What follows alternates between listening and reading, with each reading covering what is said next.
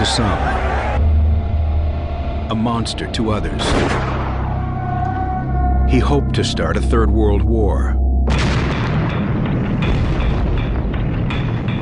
Ante las exigencias del imperialismo, the CIA and American special forces conspired to bring him down. His death is shrouded in mystery, his body secretly buried in an unmarked grave. But the man they hoped the world would forget is the man who would become a legend.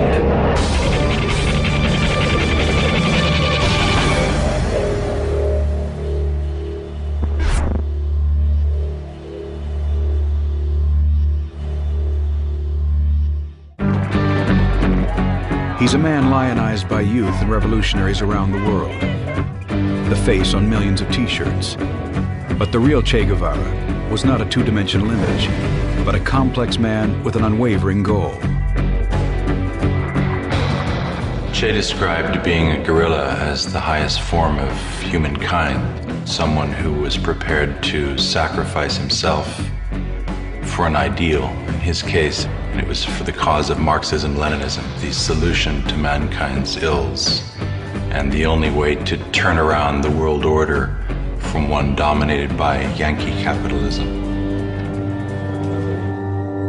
In author John Lee Anderson's best-selling biography, Che Guevara, A Revolutionary Life, he explores the man behind the myth. First and foremost, I wanted to know what had led this well-born son of an affluent, old Argentine family, a son of the middle class, with everything going for him, to leave that comfortable existence and become the most implacable, well-known revolutionary of his day. May 14, 1928, Che Guevara is born Ernesto Guevara de la Serna in the city of Rosario, Argentina. Ernesto Guevara Lynch was Che's father. Celia was from an illustrious Spanish family. They were considered to be of the upper class. Carlos Figueroa is a childhood friend of Ernesto's. Ernesto didn't discriminate. He would hang out with all the kids, whether they were children of privilege or the children of servants. The eldest of 4 children, Ernesto is afflicted with chronic asthma, a condition that haunts him throughout his life. The family moves to the hill town of Altagracia, hoping the drier climate will help their sick son. In Altagracia, Ernesto meets Calica Ferrer. The boys and girls would gather around to dance, but Ernesto was a really bad dancer. He had a bad ear. We'd be playing one style of music and he'd be dancing to another. The adolescent Ernesto was known for being hypersexual. His first experience was with the family maid. He would try to seduce any woman of any shape, age, or appearance.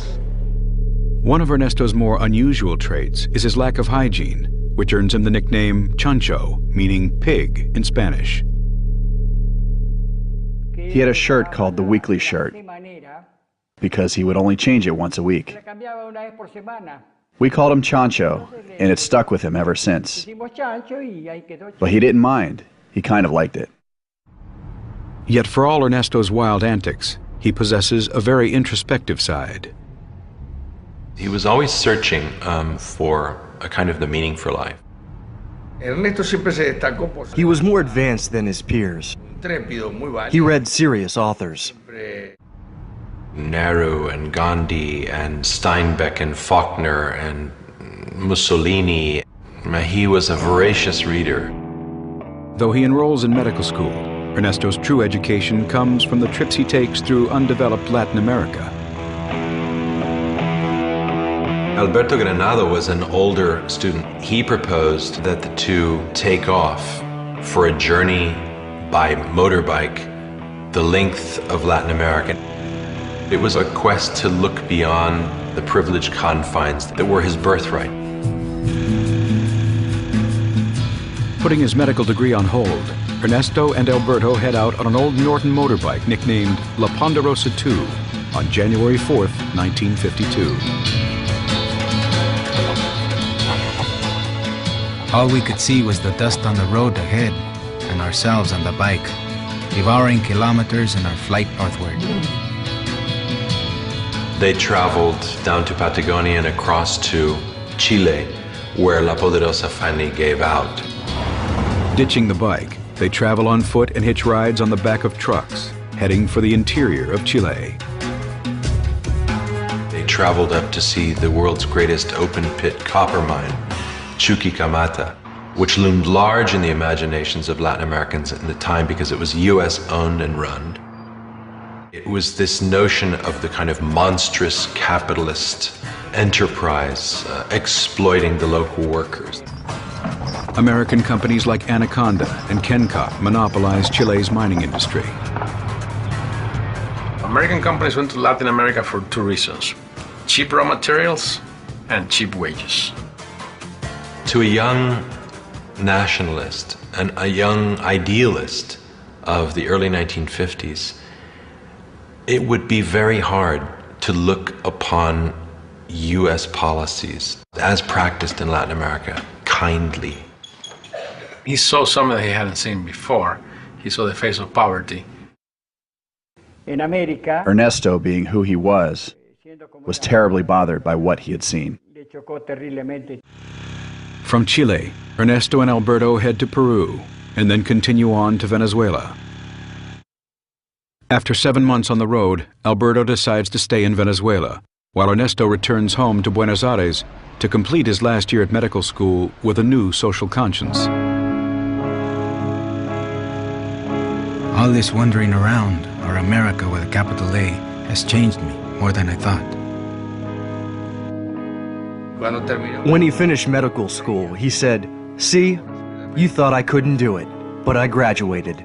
So pack your bags, because we're going to be leaving soon." Ernesto and Calica head for Bolivia. Along the way, they meet other young travelers. They were students. They had invited us to see Guatemala. Ernesto is intrigued by the students' political fervor and the situation in Guatemala, where President Jacobo Arbenz is attempting to bring about a social revolution through land reform. Arbenz was intent on nationalizing the unused land of the major U.S. banana and fruit companies, particularly United Fruit. Of course, United Fruit was a company that had very close ties to the Eisenhower administration. The Secretary of State, John Foster Dulles, had been on the board of United Fruit. John Foster Dulles was the brother of Allen Dulles, the director of the CIA. United Fruit paid a very skilled public relations specialist to kind of whip up a frenzy about the threat of communism in this small, impoverished country of Guatemala. December 24th, 1953. It is amid this charged atmosphere that Ernesto first arrives in Guatemala. Soon he is introduced to a Peruvian woman named Hilda Gadea. Hilda immediately became besotted with him. She had even went to the point where she pawned some jewelry in order to keep him in his hostels. And eventually they began sleeping together. Hilda introduces Ernesto to followers of a 26-year-old Cuban lawyer named Fidel Castro. He had led an attack on the Moncada military barracks, the second largest military garrison in Cuba, in an audacious attempt to overthrow Cuba's president, General Fulgencio Batista. Many of the people that attacked the barracks, a lot of whom were students, former students, workers, organizers, a lot of them were killed, tortured, killed. The ones that survived, including Fidel Castro and his brother, were sentenced to prison. Castro is serving a 15-year sentence, but Ernesto is deeply impressed with his men. Unlike his Cuban friends, Ernesto is not committed to any cause or ideology, but the ouster of Guatemala's President Arbenz changes his view. The first CIA-sponsored coup in Latin America took place in Guatemala in 1954. And essentially the army got scared and told Arbenz that he had to resign, and he did. Castillo Armas is placed in power on June 27, 1954. He's seen by many as an American puppet. He begins arresting suspected communists and anyone connected to the old regime. Threatened with jail and possibly execution, Ernesto takes refuge at the Argentine embassy. He came away convinced that the United States was, as he famously later called it, the enemy of humanity. Jacobo Arbenz Guzman succumbed before the cold, premeditated aggression of the USA, hidden behind a smokescreen of continental propaganda. Ernesto now considers himself a Marxist. Communism seemed to offer a way forward and a ready-made ideology for the kind of new society that could rise from the ashes of the old. Ernesto Guevara, he left Guatemala a very radicalized individual, looking now for a revolution he could fight in. September 1954. Like many other leftists, Ernesto heads for Mexico City, where former President Cardenas had successfully nationalized its oil fields in the 1930s. Mexico had a historic standing as one of the countries on the flank of the United States who had stood up to Yankee imperialism at the turn of the century. Ernesto reconnects with his Cuban friends and is introduced to Raul Castro. After serving 22 months in prison for his role in the Moncada siege, he has come to Mexico City to try and rebuild his older brother Fidel's organization. And they liked one another. He was a Marxist, as opposed to Fidel, who was still in prison. Succumbing to international pressure, Batista releases Fidel Castro after having only served a 2-year sentence. He also heads for Mexico City. This was a person who had tried to overthrow a dictatorship by the force of arms, and what a lot of people consider almost like a brazen, crazy attack on the Moncada barracks. Now he was exiled from his homeland, and guess what? He was organizing to try and go back and do the same thing. Where Ernesto is reserved, serious, a communist, Fidel Castro was none of these things. He'd gotten into the rough and ready politics of his day and had positioned himself as a patriot and nationalist. He was not yet a Marxist-Leninist. August 1955. Eager to meet the man who had stirred such passion in his followers, Ernesto asks Raul to arrange a meeting. The meeting lasts all night. Political occurrences having met Fidel Castro, a Cuban revolutionary, a young man, intelligent, very sure of himself, and of extraordinary audacity. I think there is a mutual sympathy between us. They share many of the same ambitions and the same nemesis, the United States. Ernesto is invited to join the July 26th movement, named after the date of the Moncada siege. The only non-Cuban in the group, he signs on as troop doctor and is given the nickname Che. Argentines say che when they talk to one another. It's an old term meaning, hey, you. And so they began calling him Che. Hilda had been left behind in Guatemala. She now joins Che. Hilda announced that she was pregnant, which came as a bit of a blow. But curiously, he decided to do the right thing, and he married her. Soon after the birth of his daughter Hildita, Che pours all his energy into the movement and the big push for Cuba. Almost immediately, he was off for long periods of time in a ranch outside Mexico City, where they trained militarily. He turned out to be one of the best shots in the group. But word soon gets out, and Che, along with Fidel Castro and most of the July 26 movement members in the city, are arrested and detained. They're in jail for a month. Upon their release, the movement goes underground. Fidel Castro continues with his plans of overthrowing Batista and purchases a beat-up old boat for $15,000, appropriately named the Grandma, to take his small army of 82 from Mexico to Cuba. They anticipate a 5-day journey. Che writes a letter to his mother informing her of his actions. Hilda is to mail it if he should die in battle. In essence, saying his last goodbyes to Hilda and his young daughter, that if he survived, he would see them again. But, you know, the revolution called. 2 a.m. on the morning of November 25, 1955. 82 men board the Granma. With our lights extinguished, we left the port of Tuxpan amid an infernal mess of men and all sorts of material. Fidel's words began to take on reality. In 1956, we shall be free or we shall be martyrs. His cause was revolution in Latin America. The next objective was Cuba, to liberate Cuba. And he had ceased to call himself Ernesto Guevara. He had become Che.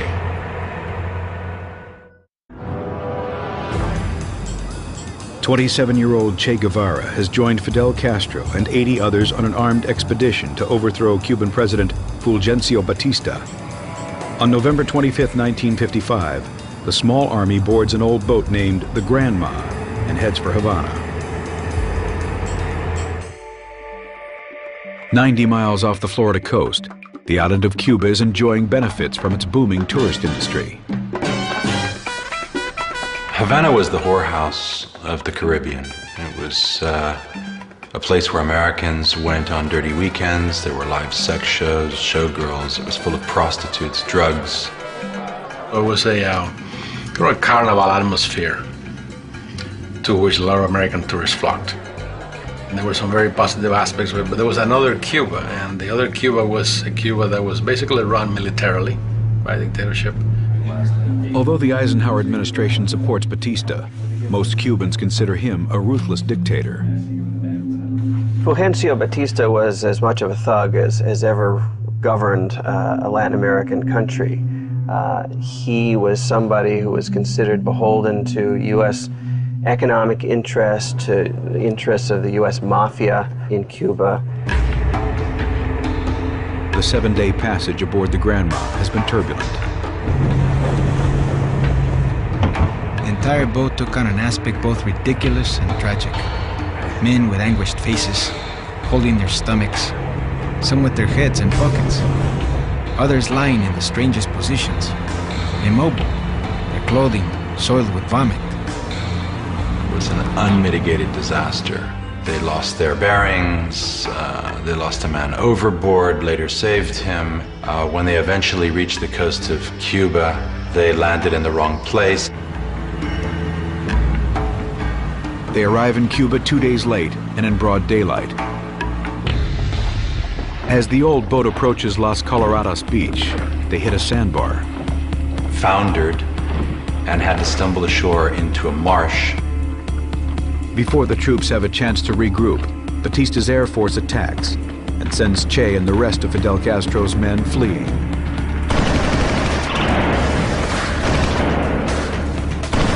They're able to evade enemy forces for the next 3 days. But on December 5th, their luck runs out. In a matter of seconds, a hurricane of bullets.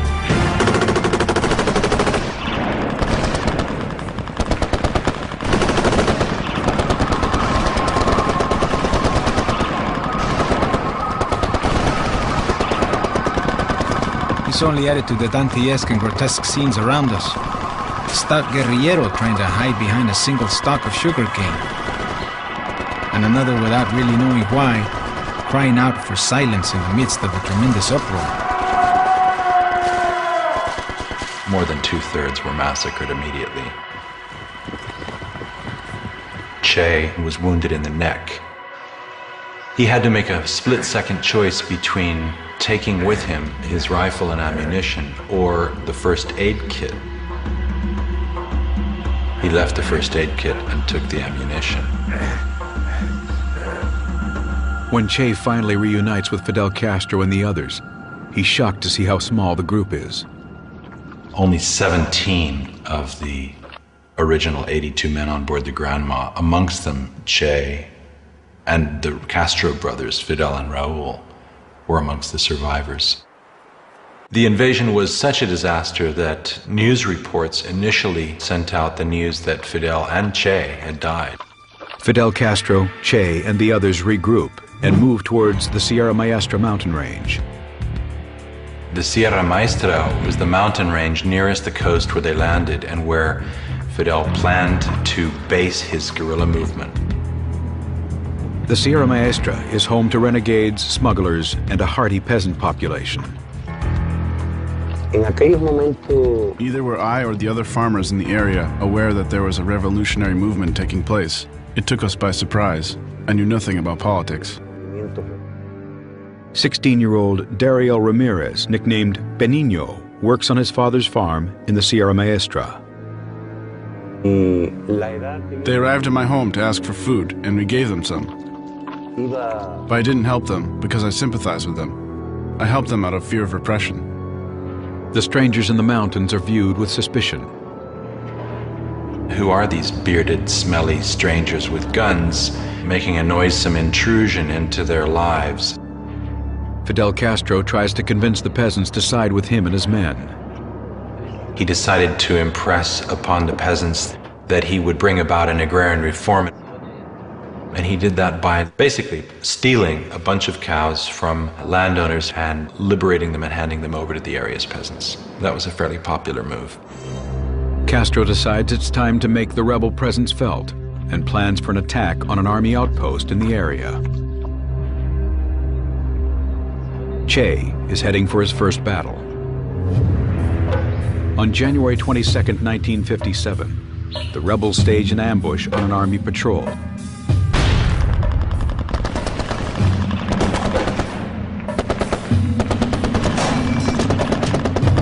As the first shots ring out, Che is face to face with the enemy. He shot him when he saw him drop, and he seemed to be gauging his own reactions to see how he felt about it. And he felt fine. He felt fine. The small group is now faced with having to execute one of their own. A traitor, a man called Eutimio Guerra, one of their first collaborators, was discovered to be a spy. Fidel sentenced this man to death. No one ever said who had executed Eutimio Guerra, but in Che's personal diary, it emerged that he had, and he described it in vivid detail. Taking the man's possessions from him, exchanging words from him, and then Che stepping up to his side. There was a thunderstorm breaking just then, and placing a revolver at his temple and blowing his brains out, the .25 caliber revolver.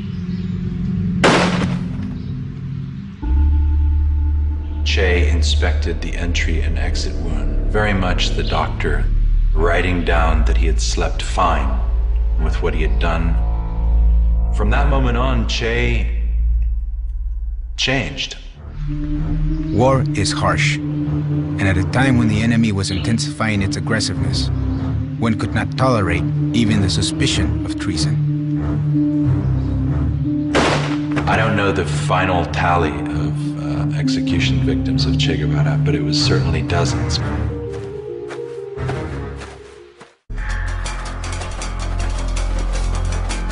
February 17, 1957. Hiding out in the Cuban jungle, a small band of revolutionaries led by Fidel Castro contends with the constant threat of army ambushes and traitors in their midst. But thanks in part to Che Guevara's ruthlessness, the group is slowly gaining in strength and fierce reputation. Fidel Castro's troops and their exploits soon catch the attention of the world press. A newspaper editor named Herbert Matthews from the New York Times, who had got smuggled up to meet him. Castro gave the impression to Herbert Matthews that he had like 100 to 150 men. In fact, the mighty rebel army is made up of only 20 men. When the article is published a month later, it confirms that Fidel and Che have survived the initial attack by Batista's forces and that their movement is thriving in the Sierra Maestra. In response, Batista deploys 1,500 more soldiers to hunt down the rebels. On March 25th, Batista's army arrived at my house. They surrounded my home and opened fire because I had been reported as a collaborator with the rebel army. They killed my wife. That's why I joined the rebel army. Meanwhile, July 26th urban members sign up reinforcements. One of the new city recruits is Chuck Ryan. a 19-year-old American attending high school at Guantanamo Bay, where his father works as a U.S. Marine Corps medic. We had a large society with the Cubans. We were all friends, and we went to their weddings and their baptisms and things like that. Well, I offered to help them to get gun supplies to fight against the dictatorship.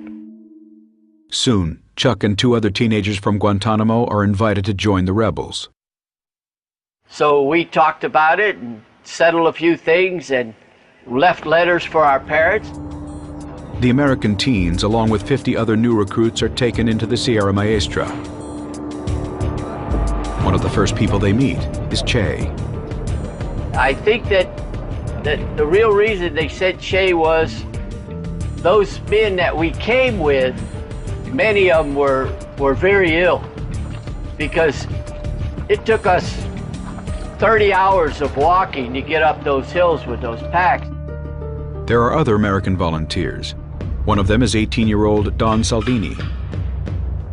Whole rebel army, including Fidel, Che, Raul, and my group, was estimated to consist of 300 men. Life within the rebel camp is not easy. I had no soles on my boots. We ate when we could. Sometimes we didn't have water. We marched for a couple of 100 miles over the mountains. I was plagued with dysentery and what have you. In the jungles of Cuba, the rebels are vulnerable to all types of health problems, which Che treats. We would get large infected mosquito bites on our legs and things. And he would come over and take the scabs off and put sulfa powder on there. Men were pretty scared of being treated by him. They called him Doctor Sacamuelas, tooth puller. He was pretty rough. He was not known for his delicacy. Along with his doctor's duties, Che proves himself repeatedly on the battlefield. It's been said, in more hands-on fashion than Fidel. Che was a true model in front of us. While Fidel looked for a place of refuge to hide himself, Che was bare-chested. He always rushed to the front lines during battles. His willingness to confront death, to take life, to risk his own life, came together to form a charisma that was highly unusual and which gave him an almost legendary reputation. And he emerged as a man which others feared and also respected and admired. Seeing how well Che conducts himself in battle, Fidel promotes him to commandant on July 12, 1957, and gives him his first military command of 75 men, known as Column Number 4. The vanity which we all have in us made me the proudest man in the world that day. There were those who fell under his leadership and charisma, and particularly very young boys, you have to call them, 15, 16-year-olds.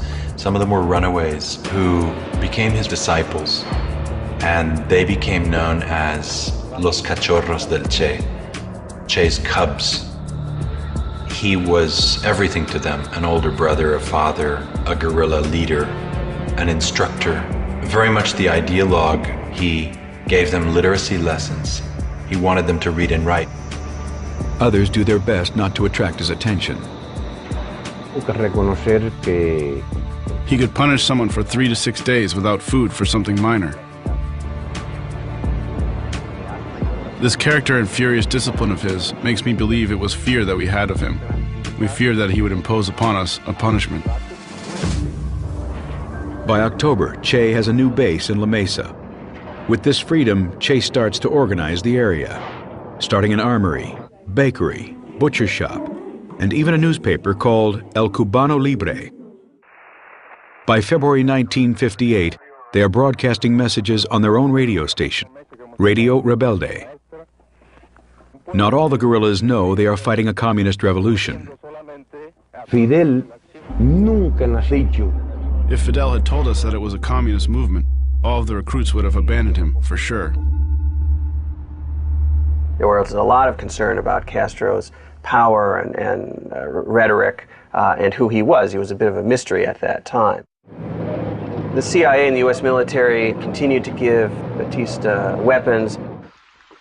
The Sierra Maestra swarms with Batista's troops, yet the rebels maintain the upper hand, having gained enormous support from the local population. Batista's army was on the ropes, and it was to Che that Fidel looked to take the war to the north. After 18 months in the Sierras, it's time to expand the war to the other parts of Cuba. Che Guevara and his column marched 370 miles to Las Villas province, strategically positioned near Santa Clara, Cuba's fourth largest city, just 4 hours from Havana. In late 1958 that he met Aleida March. She was a supporter of the July 26 movement. Aleida had smuggled weapons and messages from the cities to Che's camp. But on one such mission, her cover is blown. She ended up staying in the mountains and joining Che. And in the course of the coming weeks, as they left the Escambray to do battle against Batista's army in the towns around Santa Clara, they became lovers. Meanwhile, the guerrilla war intensifies.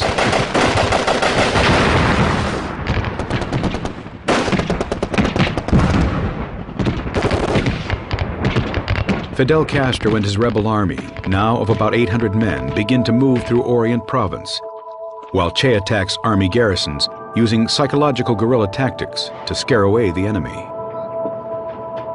Monday, at 1 in the morning, one rebel went and took one shot into the garrison and got, of course, this massive firepower response. Then went home or went to sleep or went to do something else. The next night, a couple of rebels, one at 11 o'clock and one at 4 in the morning, did the same thing, one shot. By the third night, that garrison was always up and not sleeping. They basically made these people just want to leave. And sure, after about 2 weeks, that garrison just abandoned camp and went into town. You're in a situation where you're thinking you're fighting a superior enemy. That morale-wise, that cannot be very good. I think that definitely affected the Batista army. On December 27, 1958, Fidel Castro orders Che to assault Santa Clara, Batista's last holdout, with 340 fighters against an enemy force 10 times the size. The troops were drilled. They knew what they were doing. They knew they had a good commander. They had Che, who was top of the line. They trusted him. We had been monitoring shortwave, Radio Rebelde, and from Santa Clara, from where Che was. And the news didn't sound good. The rebel transmission, that they're getting clobbered. But the reports are mistaken. They're fighting against an army which is larger, but the people that get conscripted into the army are really very, very poor people. They have no stake in Batista staying in power. Realizing the futility of resistance, they surrendered, and more than 100 guns passed over to the side of freedom. The final blow to Batista's forces come when Che and his men ambush an armored train, bringing reinforcements to Santa Clara.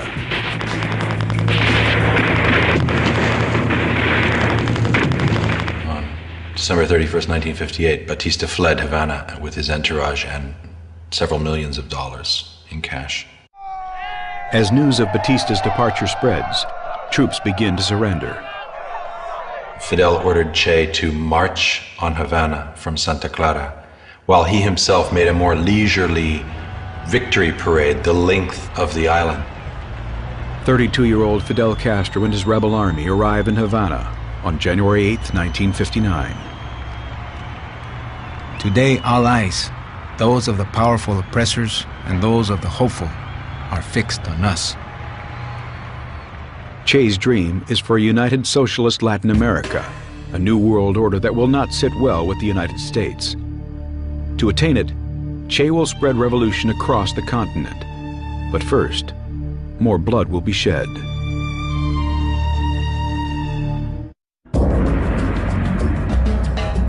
January 2nd, 1959, Havana, Cuba. After a 2-year hit-and-run war against the forces of Cuban President Fulgencio Batista, a guerrilla force led by Fidel Castro and Che Guevara has now gained control over Cuba. In Havana, it will be Che's job to keep the new revolutionary government in power by targeting and purging any opposition.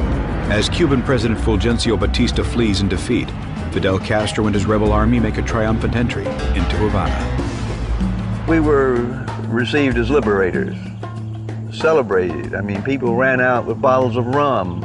People went wild. It was a marvelous experience.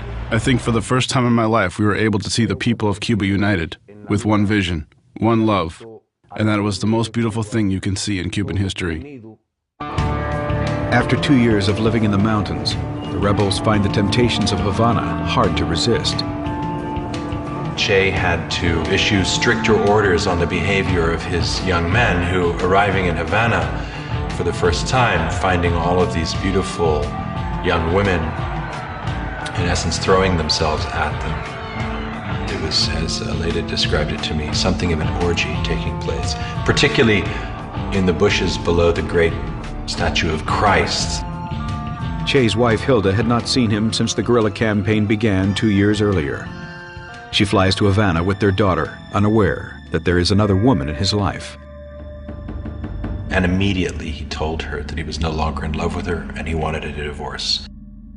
Che was married to Aleida just a couple of months later in a small ceremony with Raul Castro acting as one of his witnesses.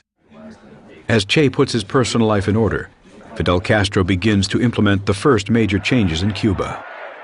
Well, in the beginning, most of the population was expecting a change. Castro, always when he was in the mountains, he promised free election in 18 months. There is not communism or Marxism in our ideas. We will not seize any land from anybody. Yet on February 16th, just 2 months after the rebels' victory, Fidel Castro was sworn in as prime minister, and the elections never take place. Then certain segments of the professional class and the elite and the middle class began to view Fidel Castro and his regime with suspicion. There was a debate that started almost from the day Castro took power about whether he was a communist or not. And part of this debate focused on Che Guevara, who obviously did get on the radar screen pretty quickly of the CIA. Fearing that an alliance with the known communists could jeopardize his position, Fidel Castro keeps Che at a distance. He ordered Che to take over the La Cabaña fortress, which is an old colonial garrison overlooking Havana Harbor and the city. That was where the war criminals were tried. Che orders executions of those found guilty. In essence, carrying on with what he had been doing in the war. Summary trials for torturers, for men accused of war crimes, and carrying out their execution, firing squad executions in La Cabaña. The American guerrilla Neil McCauley had spent several months with the rebels and helped train the soldiers. He is approached by the commander of the firing squad on its first round of executions. I said, look, this is a matter for Cubans. You guys do it. And he said, no, but look, they make a mess of it. We need somebody who's at least going to hit the mark. I was prevailed upon. I didn't mind. I'm glad to shoot these guys. And so I walked out there. I took command of the firing squad. I directed them against him. And I mean, this time, killed him. And then the next guy who came up, I took that one too.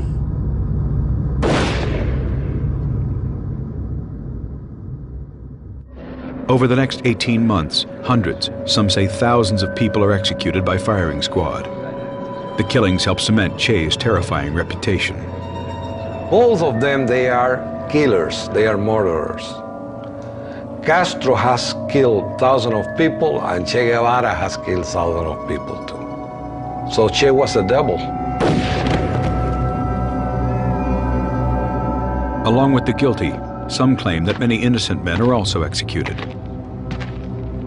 That's the reason why a lot of people hate him so much, because he caused so many families to grieve. Were innocents killed? Possibly. I don't know of any particularly. What this did, though, is it showed that Fidel meant business. Don't mess with the revolution. Cuba's a dangerous place. As Che continues with the war tribunals, The same questions in the United States regarding the new regime are being asked across the globe by Soviet Premier Nikita Khrushchev. My father asked intelligence, KGB, his political analyst, who are these guys? They was answered that one Central American dictator replaced another Central American dictator. For sure, they're pro-United States and maybe they're agent of CIA. It was no idea that they can be socialism. Realizing he has to appease U.S. concerns, Fidel Castro travels to Washington on April 15, 1959. Military dictator. That is why we are not agree with communism. He met with Vice President Nixon, claimed famously to the American press that he was not a Marxist, denied it, and said he was a democratic humanist.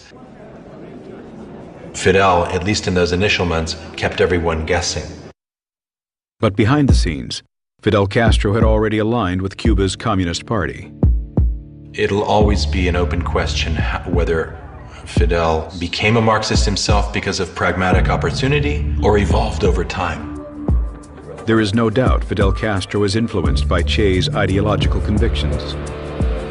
Che was vital in being a sounding board and an advisor to Fidel during the key years in the Sierra when he built up his role as the revolutionary strongman and also in turning him leftward. Fidel Castro shares Che's ideology and determination in changing the course of Cuba. Secretly, he had Che and some of his more radical colleagues meeting and privately drafting the outlines of the future communist state of Cuba.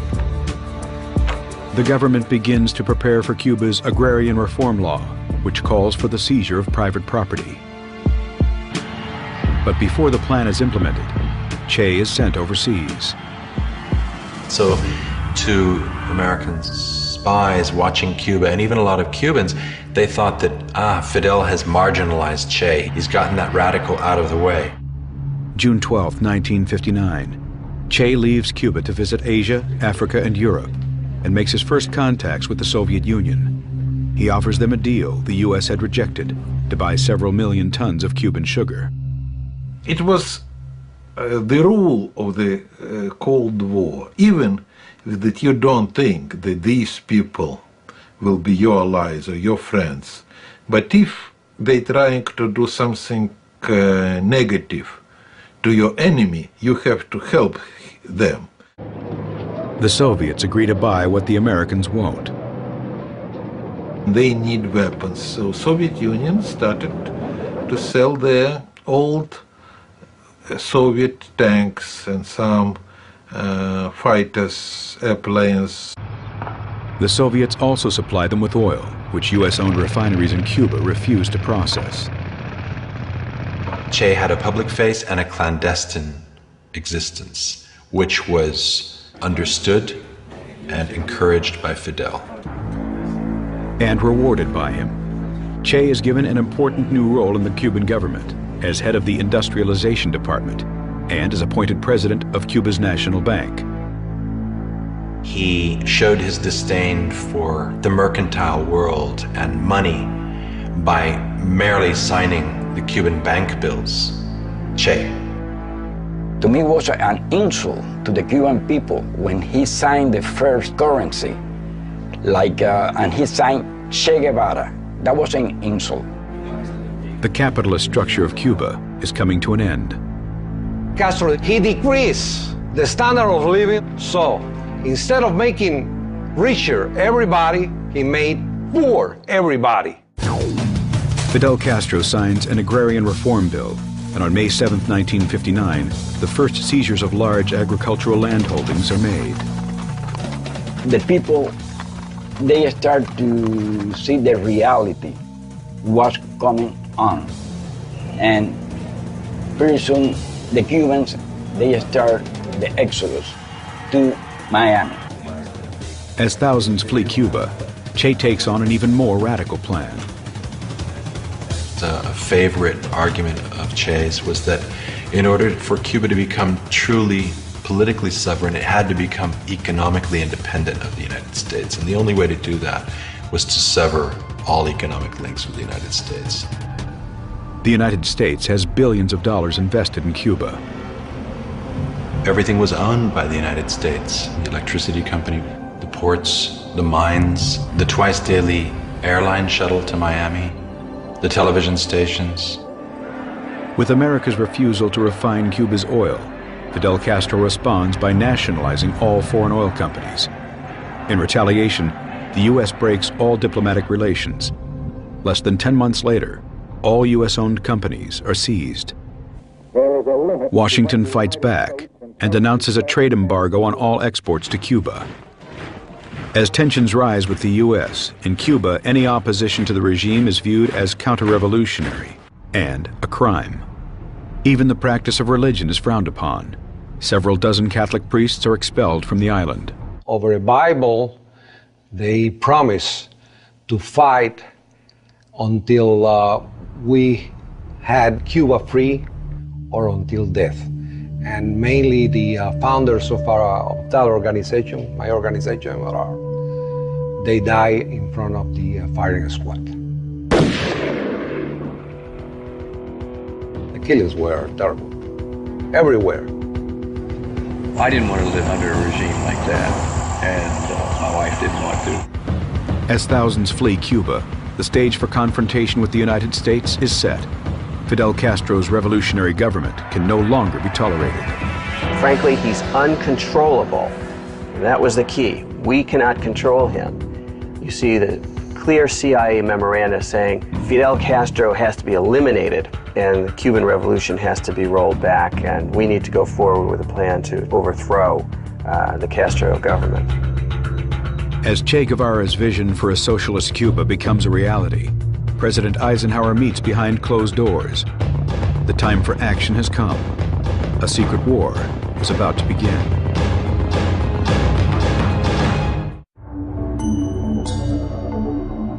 Within a year of Fidel Castro coming to power, the capitalist economy in Cuba has crumbled. Che Guevara is directly involved in seizing land. Foreign interests are nationalized. Thousands of Cubans are leaving. Relations with the U.S. sour, and Cuba sets its sights on the Soviet Union. America takes action.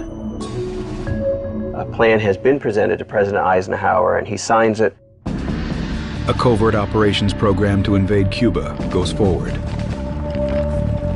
The U.S. responded to the radicalization in Cuba by building up its biggest ever CIA base in Miami, recruiting thousands of Cuban exiles to work for it. One of the CIA's recruits was a young man called Felix Rodriguez. Born and raised in Cuba, Felix's family fled to Miami after Fidel Castro came to power.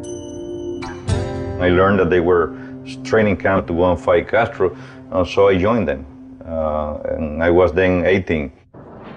The Cuban exiles train in Guatemala under the direction of the CIA, and a smaller group is sent into Cuba. Our team infiltrated Cuba before the invasion to work with the resistance. Back in the United States, John F. Kennedy is sworn into office on January 3rd, 1961. At the very first meeting, the CIA director for the Western Hemisphere said, unless you eliminate Fidel Castro, Raul Castro, and Che Guevara as part of this plan, you are never going to win. This is going to be one long, drawn-out affair. Kennedy agrees. Not only will he support the CIA plan to invade Cuba, but CIA assassination plots as well.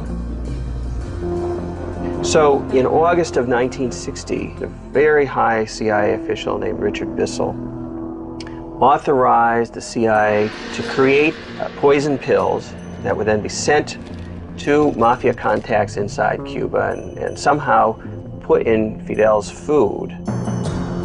Although the assassination attempts are unsuccessful, the plan to invade Cuba begins on April 15, 1961. It was in the course of the fighting that Fidel finally showed his true colors and announced that he was socialist, Marxist-Leninist, that the regime henceforth was going to be allied to the Soviet Union. Fidel Castro gives Che command of Cuba's Western Army, but the invasion comes further south in an area called Playa Girón, the Bay of Pigs. As the 1,500-man Cuban exile army known as Brigade 2506 approached the island on April 17, 1961, their boats are sunk by Castro's Air Force. We was waiting some support, like air support, Navy support, but nothing of that happened. Within 48 hours, this force was largely decimated. Che had been far from the action, but he and Fidel Castro are credited with fighting off the Americans. And they were heroes for everybody, at school, in the universities, on the Soviet leadership. For America's new president, the invasion is a disaster.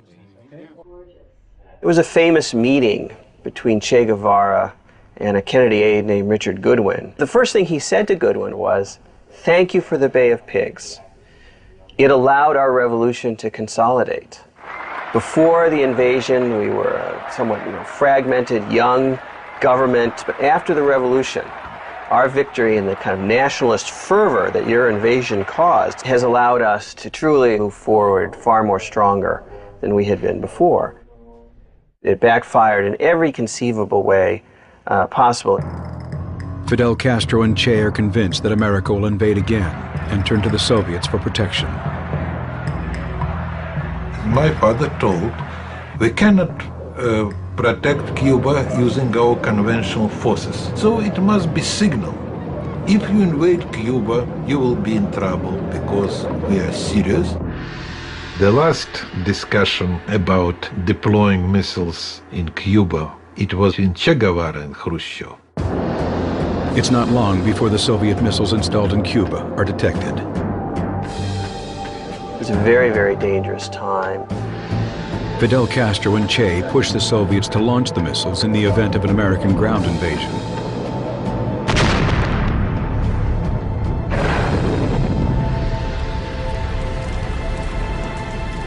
Castro was so aggressive that Khrushchev totally cut him out of the loop on these negotiations.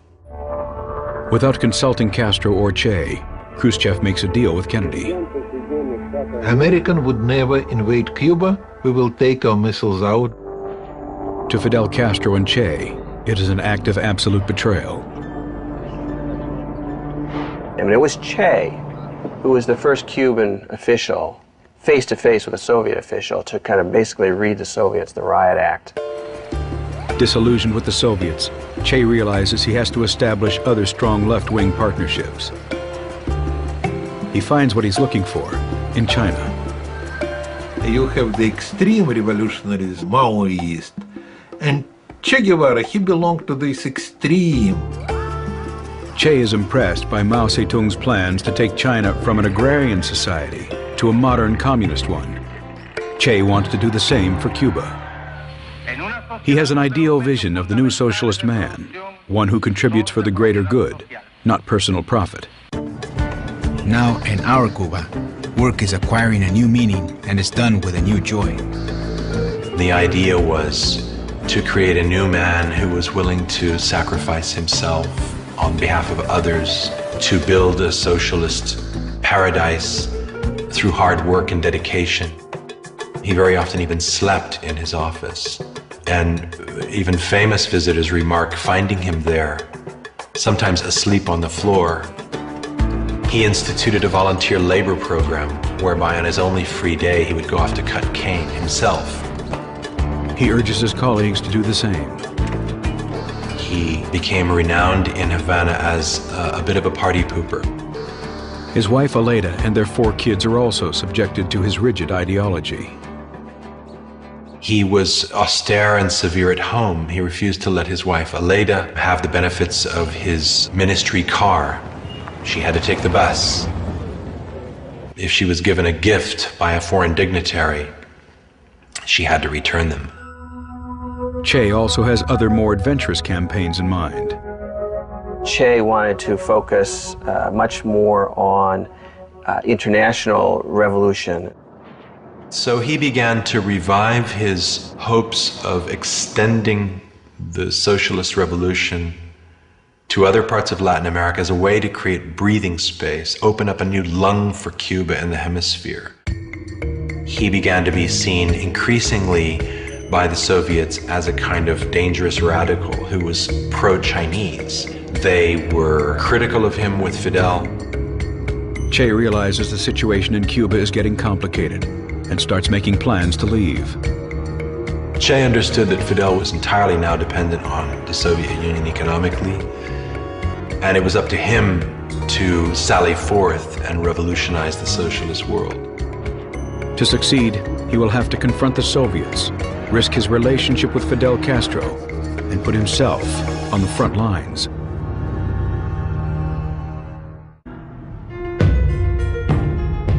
By 1963, Cuba's economy has hit an all-time low.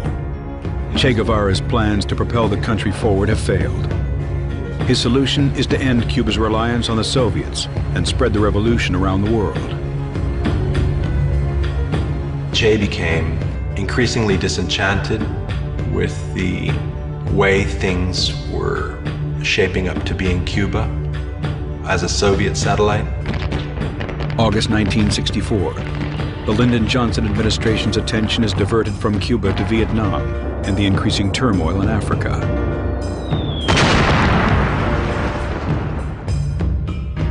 The Cubans also have their eyes on Africa, particularly on what had been the former Belgian Congo. The Congo lay at the heart of Africa. It could be a kind of motor or heart for socialist revolution which could radiate outward and liberate the hemisphere. President Kasavubu's government, backed by the CIA, fights a rebel group called the Congolese National Liberation Movement. The CIA creates an army of about, on average, 1,000 mercenaries, half from South Africa and Rhodesia, the other half from Europe. And the Cubans felt that they should go and support the forces who were fighting the United States-backed groups. The impression Che Guevara got was of a revolt that was still very strong and with very committed leaders. With the Congo in mind as a place ripe for revolution, Che heads to New York and the country he has for so long despised. He came to the United States in December of 1964 and addressed the United Nations. Total de los artefactos termonucleares y apoyamos la celebración de una conferencia de todos los países del mundo para llevar a cabo estas aspiraciones de los pueblos. Wearing the green fatigues of the revolution, he criticizes the U.S. involvement in Vietnam and the conflict in the Congo. Next, an appearance on Face the Nation. Che continues to the North African city of Algiers, where he makes a speech openly criticizing the Soviet Union. Che, in essence, broke his sword with the Soviets. When he returns to Havana, Che and Fidel Castro have a closed-door meeting. Having blasted the Soviets, who were, after all, the hand that fed Cuba, having bitten them in the hand, Fidel had to say, Che, I think it's time you go. And I think Che said, I think it's time too. Che hopes he can win back favor by leading a successful campaign in the Congo. The mission is to help support and train rebels in guerrilla warfare. Che had Fidel's blessing, and he essentially disappeared from the domestic political map of Cuba. Che and his men arrive on the Congolese shore of Lake Tanganyika on April 24th, 1965. First of all, in the Congo, nothing was prepared. There was no chief. There were no men ready to fight.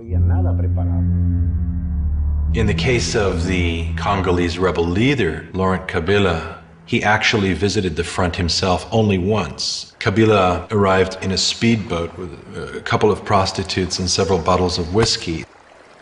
Che's own Cubans almost mutinied on him once they saw the kind of men they were fighting alongside. The few men that were there, when we gave them the weapons, they didn't know what they were receiving. They had no knowledge of weapons or ideology. They didn't know anything.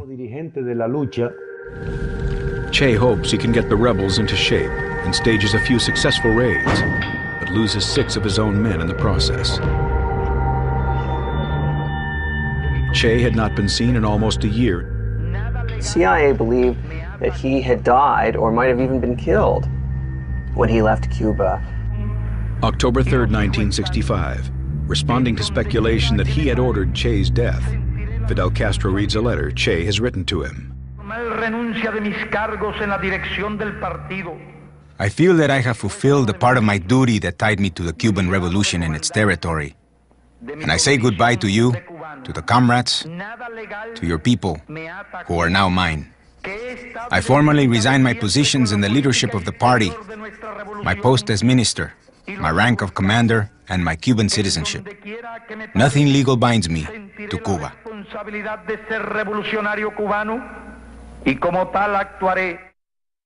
Che had not expected the letter to be read publicly. Y resulta que ya no lo era. The day that Fidel read that letter is when we found out about it. It was a very difficult moment. He was neither the Cuban nor African leader. Che himself was going through a very dark period. While there, he received the news that his mother had died. He was very close to his mother, and that was really hard on him. He had turned into a withdrawn man. He didn't talk. He was always alone, sitting on a tree trunk. He was in a bad mood and he spoke very little with us. By mid-October, government forces and mercenaries advance. His camp was nearly overrun. Rebel resistance collapsed. And at the same time, what you have is the decision of the government of Tanzania that they're no longer going to support this war. Fidel urges Che to abandon the mission and bring his fighters home. Their retreat from the Congo was ignominious. That's how he himself described it. They just barely escaped with their lives. Admitting defeat, Che holds up at the embassy in Tanzania and then moves to a safe house in Prague. Fidel sent couriers to him, urging him to reconsider and return. Che refused. He refused to go back to Cuba after having given his word that he would go off and, if necessary, die to lead other revolutions elsewhere. After some time, Fidel told Che that he had brokered a deal with the head of the Bolivian Communist Party for him to go to Bolivia. He jumps at the chance. In Bolivia, Che's plan is to train a guerrilla force to start a liberation war that would spread all across the hemisphere. What he hoped to do was to spark off enough guerrilla insurgencies around the world that would attract American firepower, distract it from Vietnam, and ultimately sap it of its strength, and to overturn the world order once and for all. He was trying to start World War III. A war that will wipe out capitalism and install communism in its place.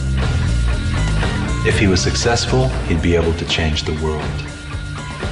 I don't think Che ever really contemplated failure.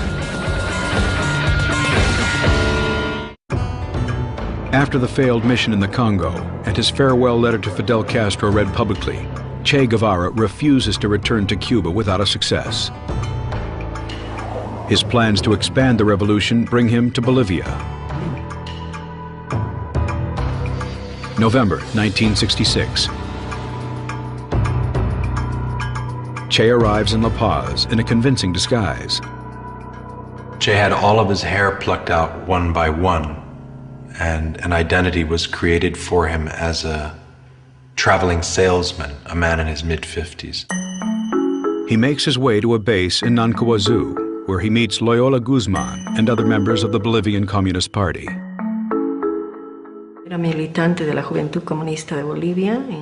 The encounter with him was a surprise because of rumors that he was held prisoner in Cuba, that Fidel was going to kill him, that he was leading guerrillas in other countries. Che explains the mission to the group. He explained the objective, which was an armed struggle in many Latin American countries, to make one, two, many Vietnams. But soon, Che changes the plans. Instead of using Bolivia as a base to start revolutions in other countries, Bolivia will be used as the starting point for the revolution, which he himself will lead. party secretary general at that time, Mr. Monge, went into the camp and spoke with Che Guevara. And he told him that the only chance they could have was if the Bolivian Communist Party, Moscow line, would take the lead of this movement. Che refuses to give up his position of leadership. The party has taken up arms against us, and I do not know where this will lead, but it will not stop us. But the loss of support from Monge's group leaves Che with only 24 soldiers. They include some of his old Cuban comrades. By the time they arrive in Bolivia, Che's disguise is well grown out. When we arrived, there was none of what Fidel had promised was there. There was no food, ammo, medicine, or anything. To make matters even worse, the peasant support the movement had so relied on in Cuba is nowhere to be found in Bolivia.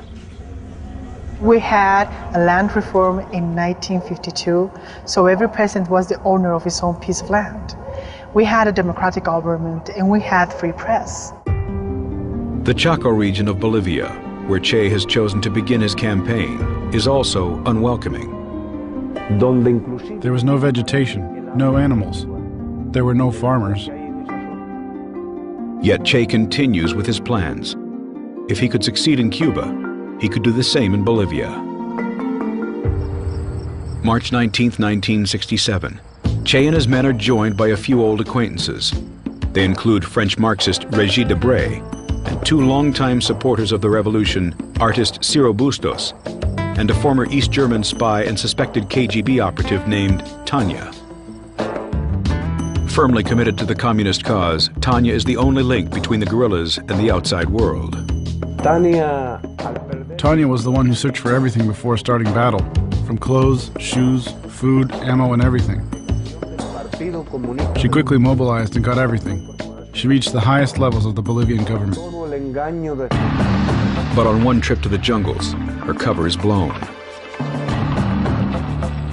Tanya is forced to stay with the guerrillas, but for some, the conditions are too difficult. The first informations came from deserters, but that confirmed the information about foreigners in the region, armed and with the intentions of creating a guerrilla force. The army sends a patrol of 40 men into the area. And that patrol was ambushed by the guerrillas. And on the 10th of April, we had another two ambushes. Two patrols were ambushed again by the guerrillas. Che decides to split the group in two. A rebel leader named Joaquin will take the rear guard, while Che joins the vanguard. He instructs Régis Debray and Ciro Bustos to try to get a message out to Fidel Castro. In their attempt to do so, they're captured and taken prisoner by Bolivian armed forces. Sergeant Miguel Arroyo interrogates them. Bustos practically spoke voluntarily because he was very worried. We gave him food and he talked. Bustos drew images of the Cuban guerrillas without naming them.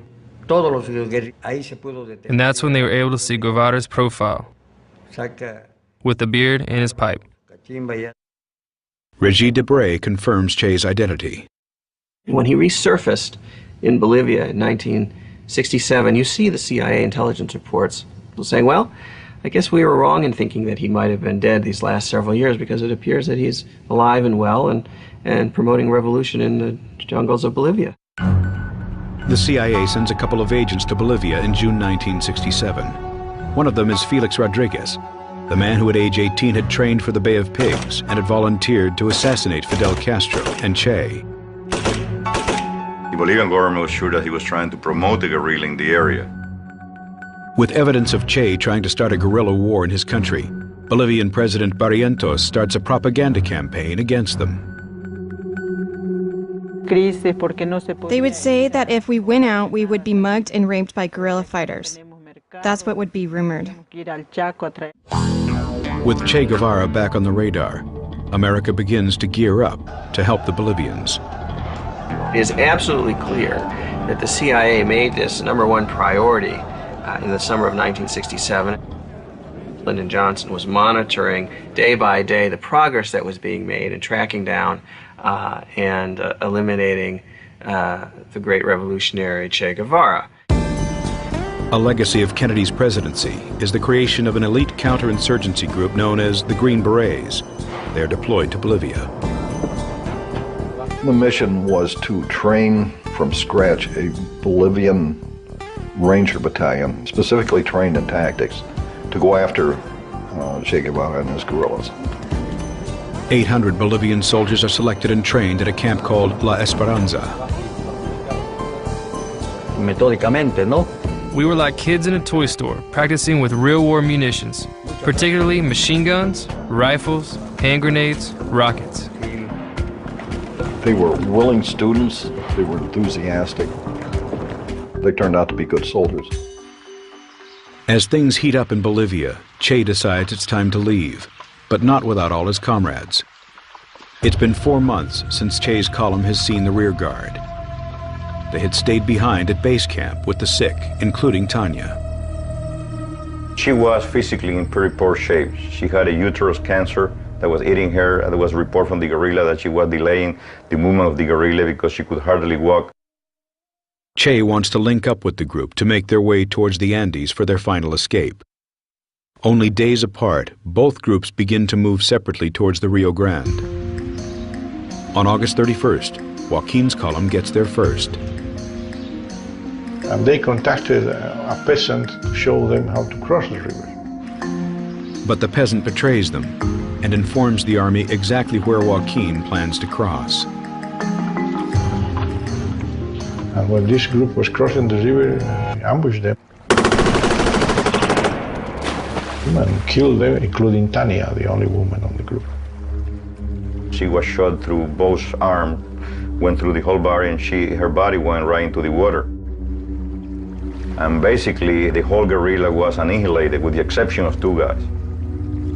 Once his comrades in the second column were wiped out, the story of Che Guevara in Bolivia was really a survival story after that. A kind of epic journey. They moved from a beastly hot, thorny wilderness up into the high Andes, underfed, under ambush, sick. By September, 39-year-old Che and his men have been moving through the harsh Bolivian jungles for 10 months. Che had lost almost half his body weight. His hair was matted and long. His men were hallucinating. Juan Pablo Chen was practically blind. Paco was now crazy. He was mentally insane. Willie didn't want to fight anymore. It was all terrible. Che sends Benigno to get some much-needed supplies. As they approach the village of La Higuera, they run into an army ambush.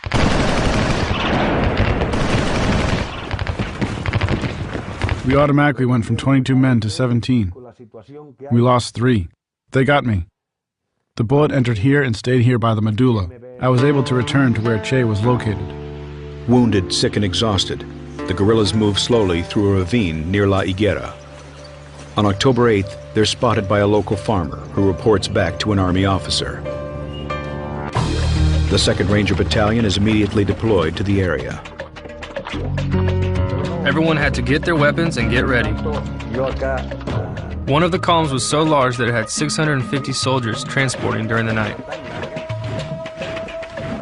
So I got about 70 men with me and went down to La Higuera and from there to the ravine. As the Bolivian Rangers descend the mountains, Che realizes he and his men are trapped. They'll have to fight their way out. We received 5 from the guerrillas. 2 soldiers were killed. So we started fighting.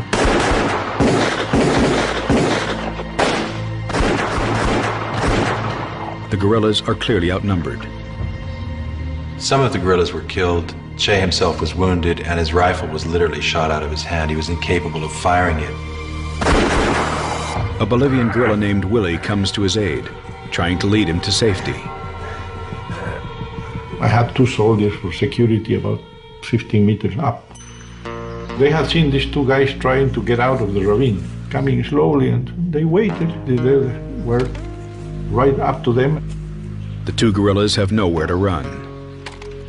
One thing that caught my attention was he was carrying a small pan with 6 eggs. He was very careful with these 6 eggs, probably because he was going to his food for the next days. No? So I asked him, "Who are you?" And he said to me, "Look, I am Che, and I'm worth more alive than dead."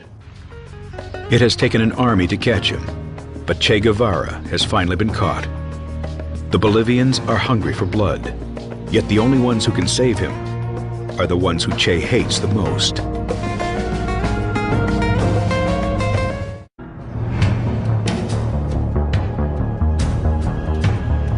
October 8, 1967. After 11 months on the run, Che Guevara's dreams of revolution have come to a bloody end in the Bolivian jungles.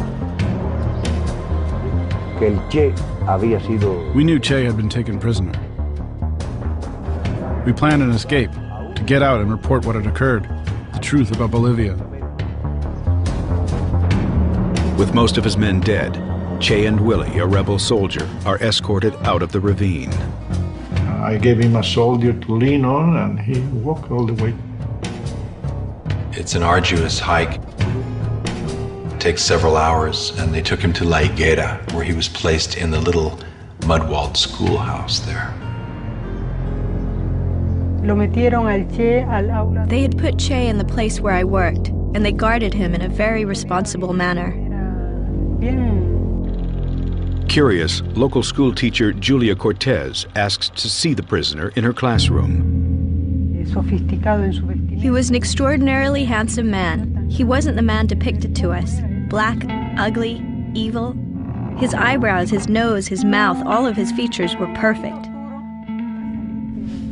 I then went to my home and brought back a small bowl of soup, which I brought to his cell. No one stopped me from doing so. He drank it with pleasure and thanked me. He said it was worth gold. Captain Gary Prado also speaks to Che. I asked him, "Why didn't you give up a few weeks ago? Why didn't you just disband your guerrilla?" "Where would I go?" he said. And that was his real drama. He had no place to go. Back in Valle Grande, CIA agent Felix Rodriguez and the other Bolivian commanders received the news. That evening we celebrated. I bought a couple of bottles of scotch, and they celebrated. The next day, Felix Rodriguez and Bolivian Colonel Zenteno arrive in La Higuera. As you enter the room here on the left side, he was tied down in the floor, and in front of him was the dead body of 2 Cubans. He has lost. He looks like a beggar. You feel sorry, pity at the way he looked. I mean, he was a total disaster. Colonel Zenteno tries to question Che. Colonel Centeno was the one who did the talking. I just stood there with the other officer, and he started asking questions to Che, and Che would not answer him. Until Centeno got mad and said, "Well, you are a foreigner, you came to my country, the least you can do is answer me." And he would not answer him. So he left the room. Felix sends a message that Che Guevara has been captured. The message has to be routed via CIA stations in various South American nations. It will take hours for the message to arrive in Washington. Felix returns to the schoolhouse to see if Che will speak with him. Whenever I tried to touch tactical interest to us, how many people he had with him, where he had come from, he will smile to me and say, "You know, I cannot answer that." A lot of time, to be honest with you, I was not even paying attention to what he was saying. My mind was running the image that I have seen him so many times next to Mao Zedong and the Soviet leaders and the uniform and the way he looked at that point in time. I mean, it was quite a striking situation, a unique situation, really. Felix takes Che outside and poses with him for a photograph. And at that point in time, I felt that, you know, his life was going to be spared. A short time later, gunshots ring out from the schoolhouse. I thought they had shot Che. So I run back, I open the door, and he looked at me, I look at him, and then I run to the next door, and then I saw Willie, who was, you know, just dying at that point in time. And then the soldier who shot him told me, "The Capitan, he tried to escape," which is ridiculous. I mean, he received order to execute him. Later that morning, a message comes in from Bolivian High Command in La Paz to the highest-ranking officer on site. Colonel Centeno was in the field, all the captains were with him, and there were only 2 lieutenants and myself, and I had the rank of captain in La Higuera, so they called me. The Bolivians had a numbered code. We knew from advance that 500 was Che, 600 was dead, and 700 was to keep him alive. So I asked them to repeat it, that they confirmed there was 500, 600 from the High Command, and that's where I received the order 500, 600. Colonel Centeno returns to La Higuera. Felix talks to him about reversing the order. Colonel, there are orders from your command to eliminate the prisoner. The order from my government to try to keep him alive at all costs, and we have helicopters and mobility to move him out of here to Panama. But the Bolivians won't back down. Che is too much of a liability. They want him dead. Very early, we heard the radio news that Che had been captured and that he was dead. Felix is approached by Julia Cortez, the school teacher. Julia Cortez came to where I was and said, mi capitán, when are you going to shoot him? He said, Señora, why do you say that? She showed me the radio and said, the radio is giving the information that he already died from combat wounds. So at that point in time, I thought there was no point waiting any longer. With no word from Washington and Bolivia's president demanding Che's death, Felix decides to proceed with the execution order. It was their decision, their war, and he attacked their country. So it was their responsibility, and I should not interfere with that and let history continue its course.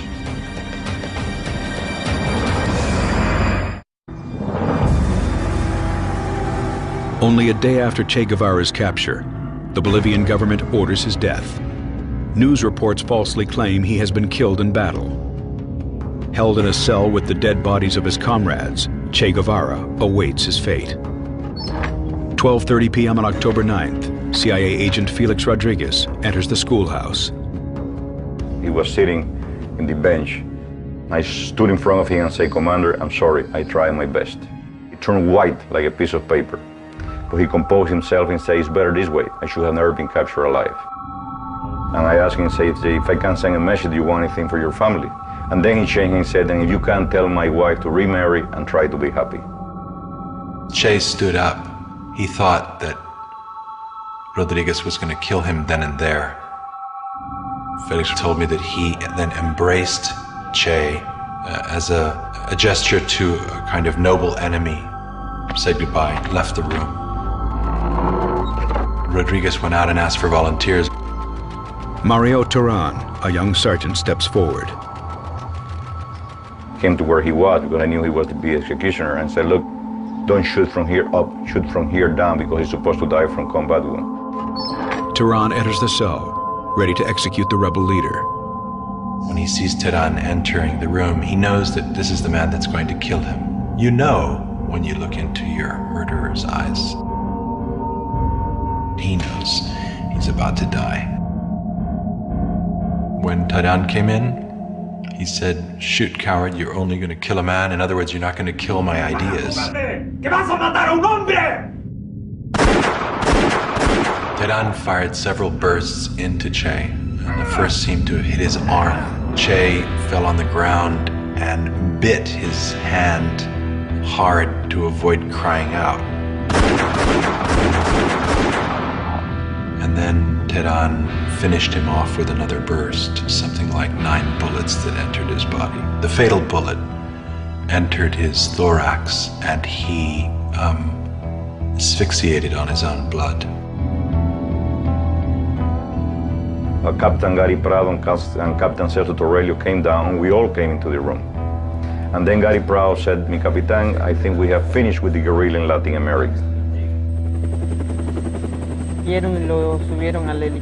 He wasn't even put in the helicopter, he was just tied to it. I saw it with my very own eyes. He was tied on with a rope. Before the helicopter leaves, a priest steps forward. He gave the last benediction. He's the man who is an atheist, who doesn't believe in God, and he did receive the benediction of the Catholic Church. Che's body is flown to the local hospital in Valle Grande. People from miles around come to view the body.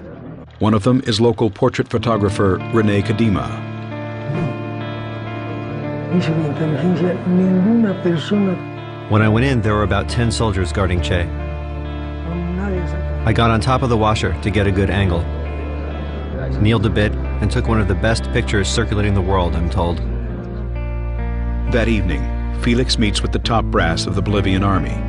One of the generals is concerned people may not believe this is really the body of Che Guevara. And he said, if Fidel Castro denied that this is Che Guevara, we need really a proof of it. And he said, cut his head and put in formaldehyde. He said, you are a head of a state, you cannot present the head of a human being as a proof. So he said, Colonel, cut both hands, put in formaldehyde. So they cut both hands at this level. Che's hands are sent to Cuba as proof that he is dead. It was the next day when Che's body disappeared. Che's body, along with his dead comrades, have been secretly buried in an undisclosed place. It was a combination decision between the Bolivian president, the CIA, and the generals on the ground there. The idea was to deny Che a burial place where his followers would find him and be able to render tribute to him. October 18th, Fidel announces Che's death to the people of Cuba. When I heard that Che had died, I didn't believe it. I didn't think it was possible. Around the world, people demonstrate in protest against his execution. In death, Che's legend grows. His face has come to be the quintessential icon for youthful defiance of the status quo. Che's burial site remains a mystery for 28 years, until author John Lee Anderson uncovers the truth. I had an interview with the retired general, Mario Vargas Salinas, and it occurred to me, almost in passing, just to ask him, so, where's Che's body? Which I knew to be a military secret. And much to my shock, he sat back down and said, well, look, I've been wanting to tell you about that. And he told me. The remains of 7 bodies are found in Valle Grande.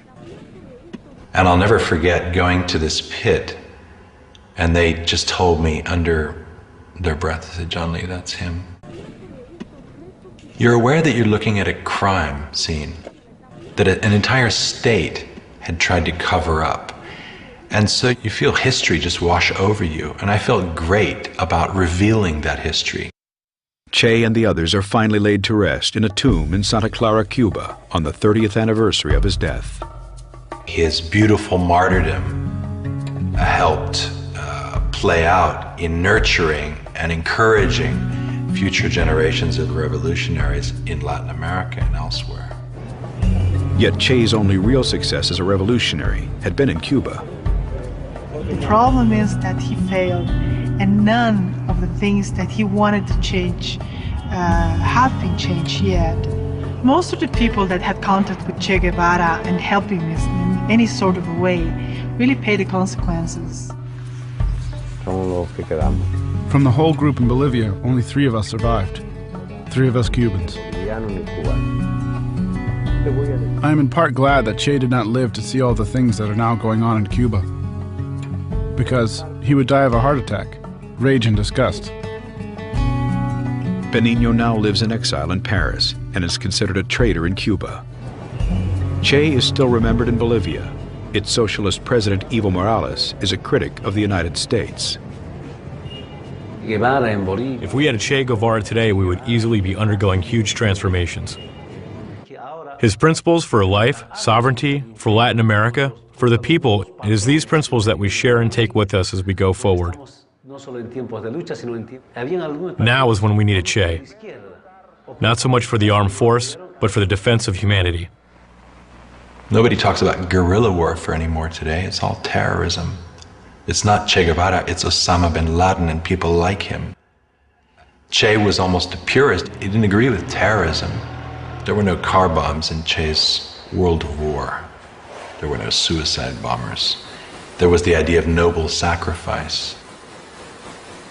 In the end, Che was a paradox, both someone whose social indignation and passion I can empathize with and understand, but someone whose cold logic at times and whose rhetoric, and sometimes whose actions, I found terrifying. someone whose aspirations were to change the world and who tried but ultimately failed.